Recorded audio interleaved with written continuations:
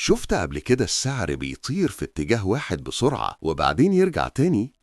دي مش صدفة، دي اسمها الفجوة السعرية FVG. الفجوة السعرية أو الفير فاليو جاب هي منطقة السعر ما تداولش فيها كويس، يعني مفيش توازن بين المشترين والبائعين، وبتتكون من 3 شموع بنفس الاتجاه وليكن صعود. الشمعة الأولى تبدأ الحركة القوية، الشمعة التانية تكمل الاندفاع وتسيب فراغ في السعر، الشمعة التالتة ما تلمسش جسم الشمعة الأولى، وهنا بيتكون ال FVG. المنطقة دي بيعتبرها السوق غير عادلة وغالبا بيرجع يملاها. المتداول الذكي بيستخدمها كمكان للدخول أو الخروج، لأنها بتوضح مناطق السعر اللي محتاج يعمل فيها تسوية.